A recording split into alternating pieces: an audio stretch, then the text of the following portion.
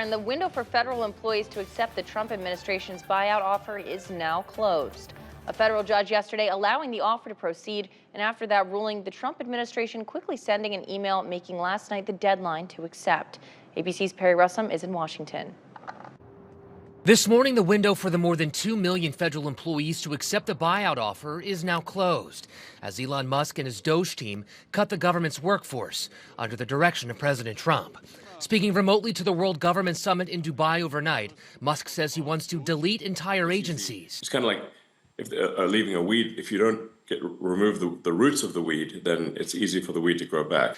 The Trump administration sending an email to federal employees last night with the subject, "The fork in the road is closed," after a judge ruled in favor of the buyout offer.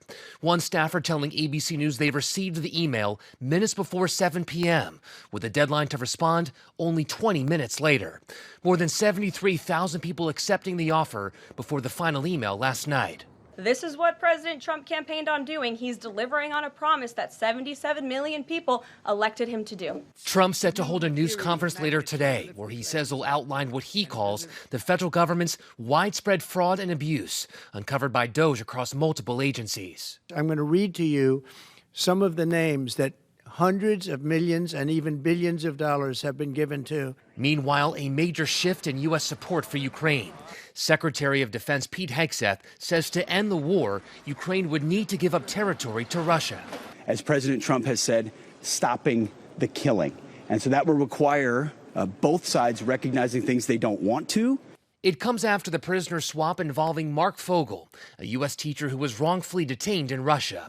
In exchange, the U.S. releasing Alexander Vinnik, a Russian arrested in 2017 on cryptocurrency fraud charges.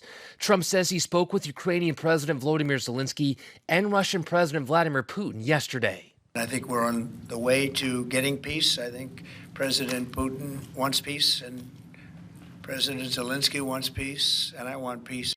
Trump has agreed to meet with Putin in person in the near future. Secretary Hegseth says NATO membership for Ukraine is unrealistic. Perry Russum, ABC News, Washington. Well, rising groceries and gas prices have caused inflation to accelerate. That's according to a new consumer price index released by the Labor Department. According to the report, average prices rose 3% from last January. The largest rise was for groceries, specifically eggs, which cost 15% more than last month, which is the largest monthly increase for eggs since June of 2015.